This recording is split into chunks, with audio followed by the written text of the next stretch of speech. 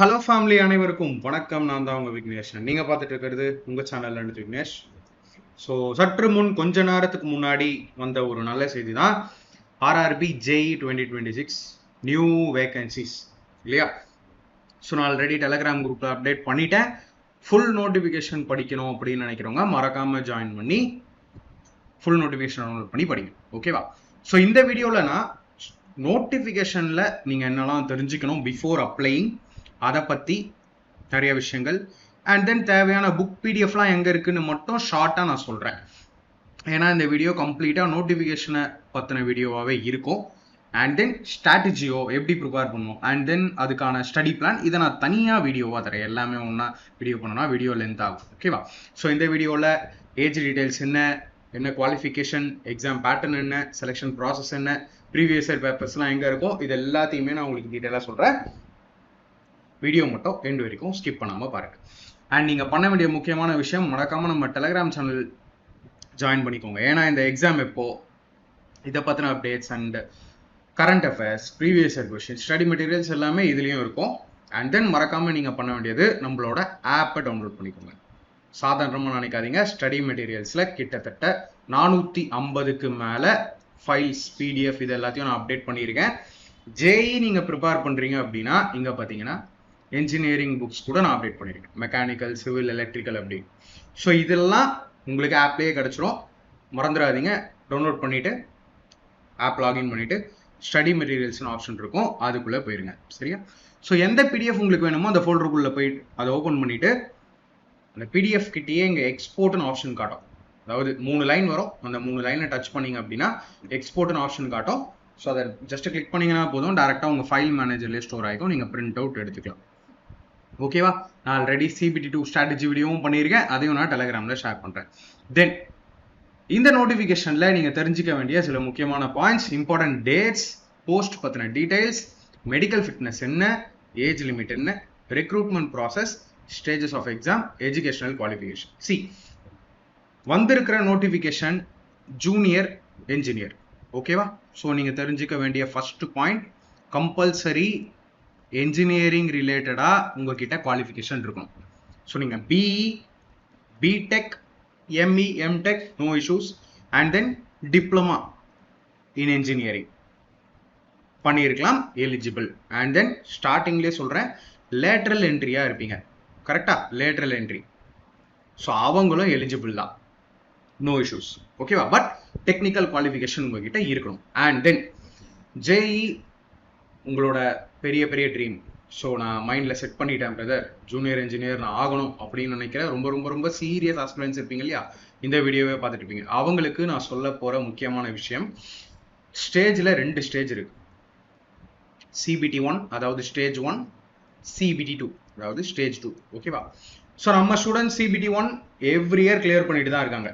ஓகேவா. CBT1 every year clear பண்ணிட்டு தான் இருக்காங்க. பட் CBT2ல என்ஜினியரிங் நீங்கள் படிக்கணும். நான் ஏன் நம்ம ஜேஇ படித்த ஸ்டூடெண்ட்ஸோட ஃபோட்டோஸோ இல்லை இதெல்லாம் நான் அப்டேட் பண்ணுறதில்ல அப்படின்னா, ஏன்னா எனக்கு கிரெடிட் எடுத்துக்க விரும்பல.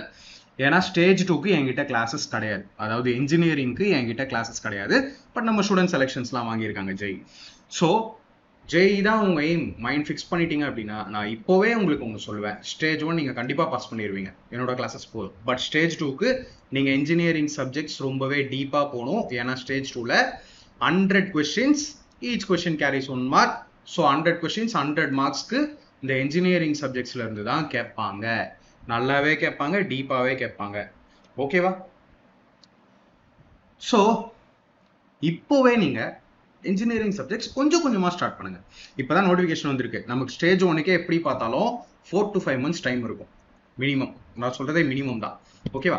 ஸோ இன் பிட்வீன் கேப்பில் நீங்கள் என்ன பண்ணணும், கொஞ்சம் கொஞ்சமாவது உங்களோட இன்ஜினியரிங் சப்ஜெக்ட்ஸை நீங்கள் ஸ்டார்ட் காலேஜ் லெவலில். ஓகேவா. ரொம்ப டிப்ளமா லெவல் பேசிக் புக்ஸ் படிக்கிறத விட காலேஜ் லெவலில் நீங்கள் கண்டிப்பாக ப்ரிப்பேர் பண்ணியே ஆகணும். அண்ட் இப்போவே சொல்லிட்டேன், என்கிட்ட இன்ஜினியரிங் சப்ஜெக்ட்ஸோ கிளாஸஸோ கிடையாது. ஓகேவா. ஃபாலோ பண்ணுற ஸ்டூடெண்ட்ஸ்க்கு தெரியும், புதுசாக நீங்கள் இப்போ தான் பார்க்குறீங்கன்னா அவங்களுக்கு தெரியாது. ஓகே. தென் இம்பார்ட்டன்ட் டேட்ஸ் பற்றி தெரிஞ்சுக்கலாம். ஸோ ஃபர்ஸ்ட் ஆஃப் ஆல் இன்னைக்கு தான் நோட்டிஃபிகேஷன் வந்தது இல்லையா. ஸோ எம்ப்ளாய்மெண்ட் நியூஸில் ஷார்ட் நோட்டீஸ் எப்பயே வந்தது. ஸோ ஓப்பனிங் டேட் வந்து பார்த்தீங்கன்னா நாளையிலேருந்து நீங்கள் அப்ளை பண்ண ஸ்டார்ட் பண்ணலாம். ஓகேவா. எக்ஸாக்டாக 1 month டைம் கொடுப்பாங்க. 1 month வரைக்குமே நீங்கள் அப்ளை பண்ணலாம். ரொம்ப லாஸ்ட் மினிட் வரைக்கும் வெயிட் பண்ணாதீங்க, ஓரளவுக்கு சீக்கிரமாக அப்ளை பண்ணிடுங்க. தென் மாடிஃபிகேஷன் விண்டோ ஓப்பன் ஆகும் இந்த டேட்லேருந்து இந்த டேட். அதில் ஏதாவது இன்ஃபர்மேஷன்ஸ், பர்சனல் இன்ஃபர்மேஷன்ஸ் தவிர வேறு ஏதாவது நீங்கள் சேஞ்சஸ் பண்ணணும் அப்படின்னா பண்ணிக்கலாம். ஓகேவா? அண்ட் தென் போஸ்ட் டீட்டெயில்ஸ் பற்றி நான் சொல்கிறேன். ஆர்ஆர்பி ஜேஇயை பொறுத்த வரைக்கும் லெவல் 6 பே, அதாவது 35,400ங்கிறது பேசிக். தென் டிஏ, ஹெச்ஆர்ஏ, நிறைய அலவன்சஸ் இதெல்லாம் தனி. தென் ஏஜை பொறுத்த வரைக்கும் 18 years to 33 years வரைக்கும் எலிஜிபிள். அதாவது 33 yearsங்கிறது யாரு? யூஆர் அன்ரிசர்வ்டு கேட்டகரியில் வரவங்க 33 வரைக்கும் எலிஜிபிள். All over India 3,993. எப்பயுமே ஜேஇயோட வேகன்சிஸ் வந்து பார்த்தீங்கன்னா கம்மியாக தான் வரும், ஏன்னா ஜேஇயோட ஸ்ட்ரென்த்தும் கம்மியாக தான் இருக்கும் ரயில்வேஸில். ஓகேவா? தென் மெடிக்கல் ஃபிட்னஸை பொறுத்த வரைக்கும் ஒரு விஷயம் என்னால் ஷுவராக சொல்ல முடியும், லைக் மெடிக்கல் வந்து ரொம்ப பயங்கரமாக ஜேஇக்கு இருக்கும் அப்படிங்கிறது கிடையவே கிடையாது. ஏன்னா அதில் ஹையஸ்ட் லெவல் மெடிக்கல் ஸ்டாண்டர்டே பார்த்தீங்கன்னா A3 தான். உங்களுக்கே தெரியும் A1 தான் இருக்கிறதுலே டஃப், அது ALPக்கு. ஸோ ஜேஇயை பொறுத்த வரைக்கும் A3 மெடிக்கல் ஃபிட்னஸ் இருந்தால் போதும். ஓகேவா? With glass or without glass, நல்லா நோட் பண்ணீங்கன்னா with glass or without glass கொடுத்துருக்காங்க. பட் இந்த ஸ்டாண்டர்ட்லாம் உங்களுக்கு இருக்கணும். சரியா? ஸோ இதெல்லாம் நான் எப்படி செக் பண்ணலாம்? ஏதாவது ஐ ஹாஸ்பிட்டல் போங்க, ஐ செக்அப் பண்ணுங்க, உங்களுக்கு டவுட்டாக இருந்தால் அவங்க தெளிவாக சொல்லிடுவாங்க. அண்ட் தென் B1 கேட்டகரியும் இதில் இருக்கு, C1 கேட்டகரியும் இருக்கு. C1 கேட்டகரிலாம் ரொம்ப ரொம்ப ஈஸி ஐ ஸ்டாண்டர்டை பொறுத்த வரைக்கும். மற்றபடி ஐயை தவிர்த்து மற்ற டெஸ்ட் எல்லாமே எடுப்பாங்க இல்லையா பேசிக்காக, அது எல்லாமே எல்லா போஸ்ட்டுக்கும் சேர்ந்து தான், இன்க்ளூடிங் ஜேஇ. ஓகேவா? மெடிக்கல் ஃபிட்னஸ் பற்றி யாருக்கும் டவுட் இருக்காதுன்னு நினைக்கிறேன். தென் நான் வரேன் ஏஜ் லிமிட்டுக்கு. ஏஜ் லிமிட்டை பொறுத்த வரைக்கும் அப் டு 33 யூ ஆர் எலிஜிபிள்னு சொன்னேன் இல்லையா? ஸோ 1/1/2009க்கு முன் அப்புறம் யாரும் பிறந்திருக்க கூடாது. அதாவது 18 இயர்ஸை நீங்கள் அட்டைன் பண்ணியிருக்கணும். அண்ட் தென் இன்னொரு முக்கியமான விஷயம், நீங்கள் என்ன குவாலிஃபிகேஷன் வச்சுருக்கீங்களோ, பிஇ, பிடெக், டிப்ளமா இருக்கலாம், நோ இஷ்யூஸ். பட் நீங்கள் உங்களோட கோர்ஸை கம்ப்ளீட் பண்ணியிருக்கணும். நான் ஃபைனல் இயரில் இருக்கேன், எனக்கு வந்து இன்னும் செமஸ்டர் இருக்குது அப்படின்னா நீங்கள் எலிஜிபிள் கிடையாது. ஓகேவா? சரி. அண்ட் தென் அப்பர் ஏஜ் லிமிட்டை பொறுத்த வரைக்கும் ஏர்லியர் இந்த இயருக்கு முன்னாடி பிறந்திருக்கக்கூடாது, அண்ட் இந்த டேட்டுக்கு முன்னாடி பிறந்திருக்கக்கூடாது. சரியா? ஸோ இந்த மாதிரி ஓபிசி நான் கிரீமி லேயர் வச்சுருந்தீங்கனாலும், எஸ்சி எஸ்டி வச்சுருந்தீங்கனாலும் இந்த இயருக்கு முன்னாடி நீங்கள் பிறந்திருக்கக்கூடாது. அதெல்லாம் பார்த்துக்கோங்க. சப்போஸ் ஏஜ் லிமிட்டில் நிறைய குழப்பம் இருக்குன்னா ஒன்றும் பிரச்சனை இல்லை. நீங்கள் உங்கள் ஏஜை போட்டு அப்ளை பண்ணும்போது நீங்கள் எலிஜிபிள் இல்லைன்னா உங்களால் அப்ளையே பண்ண முடியாது. ஓகேவா? அதையும் கிளியராக தெரிஞ்சுக்கோங்க. அண்ட் எக்ஸ்ட்ரா ரிசர்வேஷன்ஸ் உண்டு. அப் டு 33 வரைக்கும் யூஆர் சொன்னோம் இல்லையா? எஸ்சி அண்ட் எஸ்டிக்கு இன்னும் 5 years எக்ஸ்ட்ரா தராங்க. ஓபிசி நான் கிரீமி லேயர் கேண்டிடேட்ஸாக இருந்தால் அவங்களுக்கு 3 years எக்ஸ்ட்ரா தராங்க. And ex serviceman with at least 6 months continuous service after attestation அப்படின்னா 3 years after deduction of length of service from age. So அவங்களுக்கும் UR EWS, OBC non creamy, SC and ST இருக்கு. பிடபிள்யூபிடி person with benchmark disability இருந்தால் அவங்களுக்கு extra reservations. ஓகேவா? தென் recruitment ப்ராசஸை பற்றி தெரிஞ்சுப்போம். நான் சொன்னேன் இல்லையா, ரெக்ரூட்மெண்ட் ப்ராசஸில் மொத்தம் 4 வகை, 4 ஸ்டேஜ்னு சொல்லலாம். அதில் இது ரெண்டும் விட்டுருங்க, இது ரெண்டும் வந்து ஈஸியாகவே கிளியர் ஆகிடும், ஏன்னா medical and TV. First stage exam உண்டு. ஸோ ஃபர்ஸ்ட் ஸ்டேஜை நீங்கள் நல்லபடியாக எழுதி அதிலிருந்து ஸ்டேஜ் 2க்கு 15 மடங்கு ஸ்டூடெண்ட்ஸை குவாலிஃபை பண்ணுவாங்க. டோட்டல் வேகன்சி என்னமோ, நீங்கள் எந்த ஜோனில் அப்ளை பண்ணியிருக்கீங்களோ அந்த வேகன்சி எவ்வளவோ அதுலேருந்து 15 times த கேண்டிடேட் ஸ்டேஜ் 2க்கு போவீங்க. நான் சொன்னேன் இல்லையா, ஸ்டேஜ் 1 கண்டிப்பாக கிளியர் பண்ணிடுவீங்க வித் என்னோட கைடன்ஸு, அதில் டவுட்டே இல்லை. ஸ்டேஜ் 2ல உங்களுக்கு கண்டிப்பாக 150 மார்க்ஸ்க்கு 100 marks டெக்னிக்கல் வரும். ஸோ இதுதான் உங்களை ஜாபை டிசைட் பண்ண வைக்கும். அண்ட் தென் ஸ்டேஜ் 1 பொறுத்த வரைக்கும் ஸ்டேஜ் 2க்கு நீங்கள் வரீங்களா அவ்வளோதான். ஸோ அந்த குவாலிஃபை ஆகுறீங்களா அது வரைக்கும் தான் உங்களோட ஸ்டேஜ் 1 யூஸ் ஆகும். மற்றபடி மெரிட், டிவிக்கு போகிறது, இது எல்லாத்தையுமே டிசைட் பண்ண போகிறது ஸ்டேஜ் 2 எக்ஸாம் தான். அதையும் கிளியராக நோட் பண்ணிக்கோங்க. சரியா? ஸோ ஃபர்ஸ்ட் ஸ்டேஜை பொறுத்த வரைக்கும் 100 questions கேட்பாங்க, 90 minutes டைம். ஓகேவா? 100 questions, 90 minutes time. And then first ஸ்டேஜை பொறுத்த வரைக்கும் mathematics, reasoning, general awareness and science இருக்கும். ஸோ ரயில்வே எக்ஸாமை பொறுத்த வரைக்கும், அதுலேயும் டெக்னிக்கல் எக்ஸாமை பொறுத்த வரைக்கும் நீங்கள் maths, reasoning and then science, இது மூணுலையும் எவ்வளோ ஸ்ட்ராங்காக இருக்கீங்களோ அந்த அளவுக்கு chances of getting selection is so high. இப்போ இதுலேயே பாருங்கள், மேக்ஸ், ரீசனிங் அண்ட் சயின்ஸ் நான் வரேன், இது மூணுமே சேர்த்து 85 marks உங்களால் ஸ்கோர் பண்ண முடியும் அவுட் ஆஃப் 100. இதுவே சிபிடி 2க்கு நீங்கள் போகிறதுக்கு ரொம்பவே அதிகமான மார்க். ஸோ அவ்வளோலாம் கட் ஆஃபும் போகாது. ஜென்ரல் அவேர்னஸை பொறுத்த வரைக்கும் 15 தான். இந்த ஜென்ரல் அவேர்னஸ்லையும் ரயில்வே இப்போ என்ன பண்ணுறாங்கன்னா அதிகமாக கரண்ட் அஃபேர்ஸ் ஃபோக்கஸ் பண்ணுறாங்க. ஸோ கரண்ட் அஃபேர்ஸை பொறுத்த வரைக்கும் பிடிஎஃப் ரெகுலராக நம்ம டெலிகிராமில் அப்ளை ஆகிட்டே இருக்கும். நீங்கள் வேறு ஏதாவது பிடிஎஃப்பும் படிச்சுக்கலாம், நோ ப்ராப்ளம். சரியா? So with maths, reasoning, science and then current affairs இதுலேயே உங்களால் 90+ வரைக்கும் ஈஸியாக ஸ்கோர் பண்ண முடியும். ஸோ மேக்ஸை பொறுத்த வரைக்கும், ரீசனிங்கை பொறுத்த வரைக்கும் யூடியூப்லேயும் நிறைய வீடியோஸ் இருக்குது, என்னோட வீடியோஸே இருக்குது. லிங்க் எல்லா இடத்துலையும் கொடுத்துருப்பேன், டிஸ்கிரிப்ஷன், டெலிகிராம் சேனல் அப்படின்னு எல்லா இடத்துலையும் கொடுத்துருப்பேன். அண்ட் தென் நீங்கள் ரொம்ப ரொம்ப டெடிகேட்டடாக இருந்தீங்கன்னா கோர்ஸும் இருக்குது. அஃபோர்டபுள் ஃபீ தான். உங்களுக்கு இன்ட்ரெஸ்டடாக இருந்தால் அதையும் நீங்கள் செக் பண்ணி பாருங்கள். நான் லாஸ்ட்டில் இதை பற்றி டீட்டெயிலாக சொல்கிறேன். ஸோ ஸ்டேஜ் 1 நீங்கள் சக்ஸஸ்ஃபுல்லாக முடிச்சு 15 டைம்ஸ் தி கேண்டிடேட்டா ஸ்டேஜ் 2க்கு போகிற பட்சத்தில் ஸ்டேஜ் 2 உங்களுக்கு நடக்கும். ஸ்டேஜ் 2 எப்படி இருக்கும்? 150 கொஸ்டின்ஸ், 150 மார்க்ஸ். ஓகேவா? சரி, இந்த 150 எப்படி பிரிக்கிறாங்கன்னு பாருங்க. டெக்னிக்கல் எபிலிட்டிஸ், அதாவது உங்களோட என்ஜினியரிங் பார்ட். ஓகேவா? ஸோ என்ஜினியரிங்கில் மட்டும் 100 கேள்வி, 100 மார்க்ஸ். அண்ட் தென் நீங்கள் படிக்கிற சயின்ஸ், அதாவது நீங்கள் ஸ்டேஜ் 1க்கு படிக்கிறீங்க இல்லையா, டீட்டெயில்டாக சயின்ஸ், டீட்டெயில்டாக படிக்கிறவங்களுக்கு சொல்கிறேன். அந்த ஃபிசிக்ஸ் அண்ட் கெமிஸ்ட்ரிலேயே இன்னொரு 15 மார்க்ஸ் கொடுத்துட்றான். ரைட்டா?